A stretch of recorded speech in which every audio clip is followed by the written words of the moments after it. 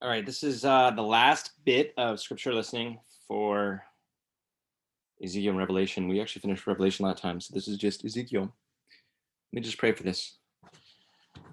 Lord Jesus, we welcome your spirit to guide us in discerning and listening and to understand as much as we can um, these passages, this passage of Ezekiel, and to be shaped in our hearing and our listening more into the image of Jesus. So may the scriptures be a blessing as we learn to see how they lead to Jesus. I pray these things in Jesus' name. Amen. All right, reading 4 chapters out loud. Wish me luck. Ezekiel 45 to 48, and we're going to do, I'm going to go back to the NET. It's like kind of my go-to these days, NET translation. When you allot the land as an inheritance, you will offer an allotment to the Lord, a holy portion from the land. The length will be 8¼ miles, and the width 3⅓ miles. This entire area will be holy. Of this area, a square 875 feet by 875 feet will be designated for the sanctuary, with 87½ feet set aside for its open space round about. From this measured area, you will measure a length of 8¼ miles and a width of 3⅓ miles. In it will be the sanctuary, the most holy place. It will be a holy portion of the land. It will be for the priests, the ministers of the sanctuary who approach the Lord to minister to him. It will be a place for their houses and a holy place for the sanctuary. An area 8¼ miles in length and 3⅓ miles in width will be for the Levites who minister at the temple, as the place for the cities in which they will live. Alongside the portion set apart as the holy allotment, you will allot for the city an area 1 2/3 miles long, 8¼ miles long. And it will be Israel. For the prince, there will be land on both sides of the holy allotment and the allotted city, on the west side and on the east side. It will be comparable in length to one of the portions from the west border to the east border of the land. This will be his property in Israel. My princes will no longer oppress my people, but the land will be allotted to the house of Israel according to their tribes. This is what the sovereign Lord says. Enough, you princes of Israel. Put away violence and destruction, and do what is just and right.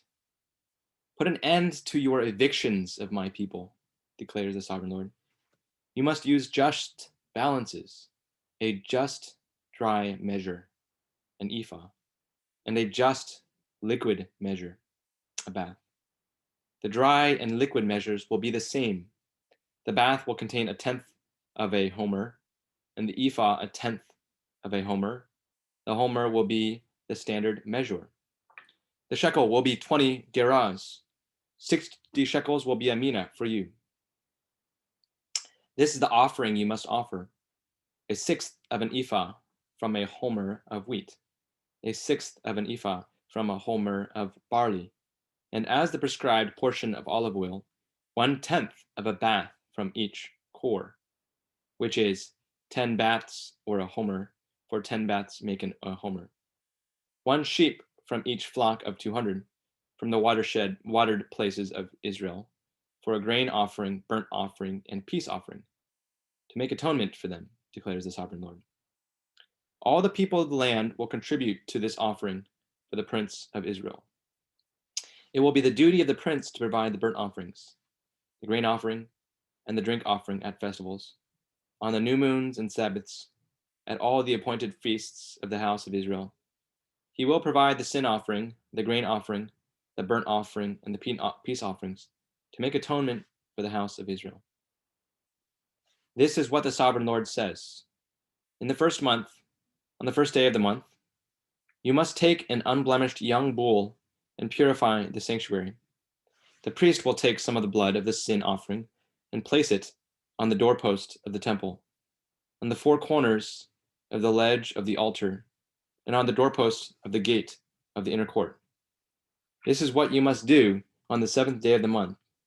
For anyone who sins inadvertently or through ignorance, so you will make atonement for the temple. In the first month, on the 14th day of the month, you will celebrate the Passover, and for the 7 days of the festival, bread made without yeast will be eaten. On that day, the prince will provide for himself and for all the people of the land a bull for a sin offering. And during the 7 days of the feast, he will provide as a burnt offering to the Lord 7 bulls and 7 rams, all without blemish, on each of the 7 days, and a male goat for sin offering. He will provide as a grain offering an ephah for each bull, an ephah for each ram, and a gallon of olive oil for each ephah of grain. In the 7th month, on the 15th day of the month, at the feast, he will make the same provisions for the sin offering, burnt offering, and grain offering, and for the olive oil for the 7 days. This is what the sovereign Lord says. The gate of the inner court that faces east will be closed 6 working days. But on the Sabbath day, it will be opened. And on the day of the new moon, it will be opened. Their prince will enter by way of the porch of the gate from the outside, and will stand by the doorpost of the gate. The priest will provide his burnt offering and his peace offerings, and he will bow down at the threshold of the gate and then go out. But the gate will not be closed until evening. The people of the land will bow down at the entrance of that gate before the Lord on the Sabbaths and on the new moons. The burnt offering that the prince will offer to the Lord on the Sabbath day will be 6 unblemished lambs and 1 unblemished ram. The grain offering will be an ephah with the ram, and the grain offering with the lambs will be as much as he is able to give, and a gallon of olive oil with an ephah. On the day of the new moon, he will offer an unblemished young bull and six lambs and a ram, all without blemish.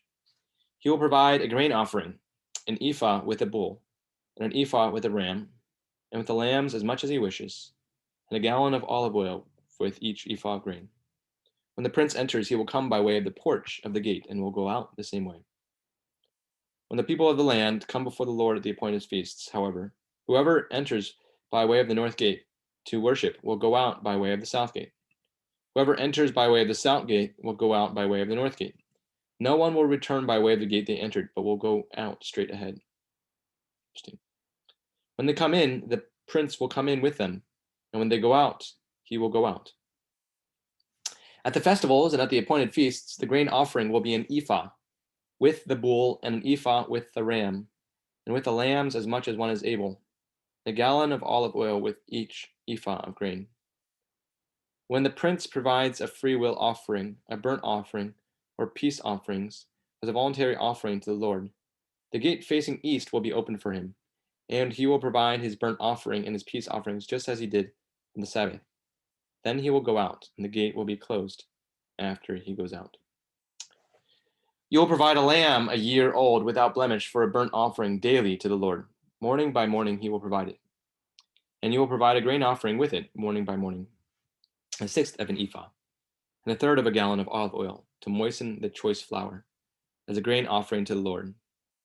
This is a perpetual statute. Thus they will provide the lamb, the grain offering, and the olive oil morning by morning as a perpetual burnt offering.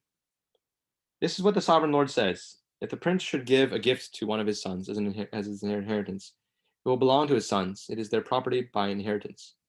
But if he gives a gift from his inheritance to one of his servants, it will be his until the year of Jubilee. Then it will revert to the prince. His inheritance will only remain with his sons. The prince will not take away any of the people's inheritance by oppressively removing them from their property.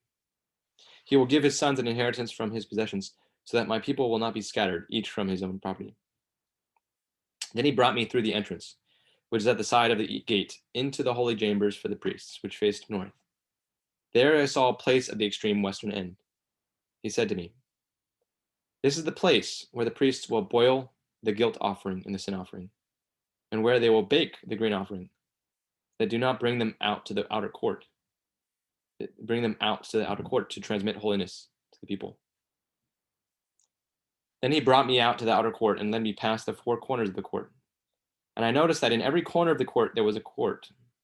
In the four corners of the court were small courts, 70 feet in length and 52.5 feet in width. The four were all the same size. There was a row of masonry around each of the four courts, and places for boiling offerings were made under the rows all around. Then he said to me, "These are the houses for boiling, where the ministers of the temple boil the sacrifices of the people." Then he brought me back to the entrance of the temple. I noticed that water was flowing from under the threshold of the temple toward the east, for the temple faced east. The water was flowing down from under the right side of the temple, from south of the altar. He led me out by way of the north gate and brought me around the outside of the outer gate that faces toward the east. I noticed that the water was trickling out from the south side. When the man went out toward the east with a measuring line in his hand, he measured 1,750 feet. And then he led me through water, which was ankle deep. Again, he measured 1,750 feet and led me through the water, which was now knee deep. Once more, he measured 1,750 feet and led me through the water, which was waist deep. Again, he measured 1,750 feet, and it was a river that I could not cross, for the water had risen. It was deep enough to swim in, a river that could not be crossed. He said to me, "Son of man, have you seen this?" Then he led me back to the bank of the river. When I had returned, I noticed a vast number of trees on the banks of the river, on both sides.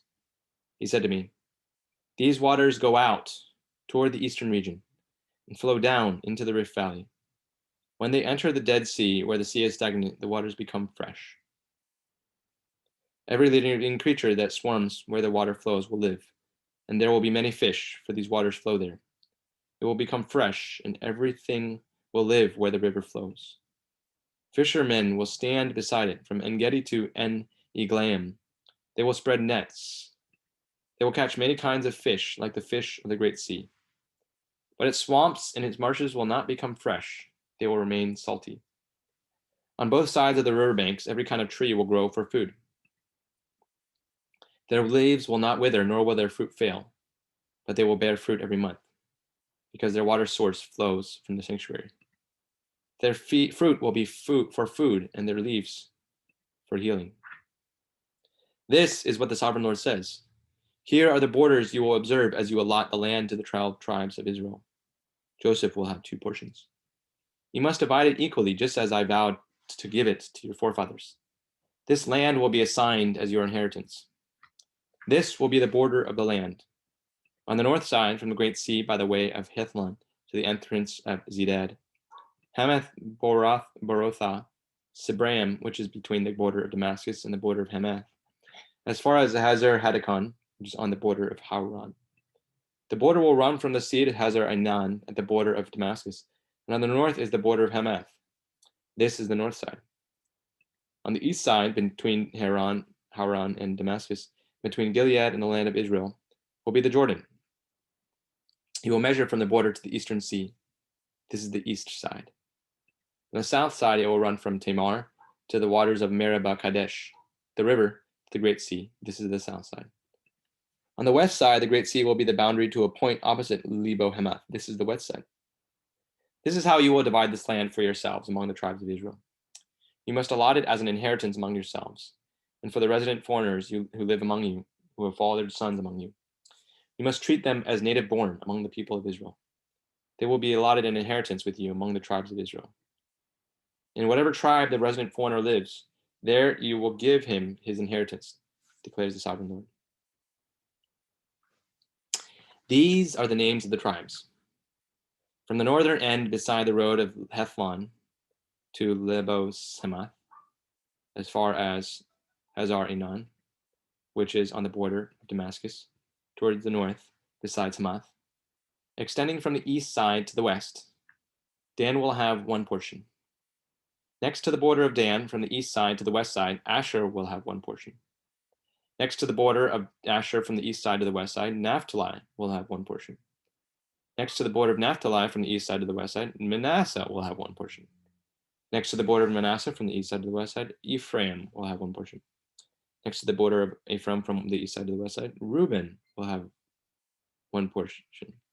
Next to the border of Reuben from east side to the west side, Judah will have one portion.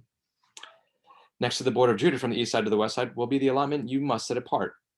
It is to be 8¼ miles wide and the same length as one of the tribal portions from the east side to the west side. The sanctuary will be in the middle of it. The allotment will be set apart to the Lord. You set apart to the Lord will be 8¼ miles in length and 3⅓ miles in width. These will be the allotments for the holy portion. For the priests, toward the north, 8¼ miles in length, toward the west, 3⅓ miles in width, toward the east, 3⅓ miles in width, and toward the south, 8¼ miles in length. The sanctuary of the Lord will be in the middle. This will be for the priests who are set apart from the descendants of Zadok, who kept my charge and did not go astray when the people of Israel strayed off, as the Levites did.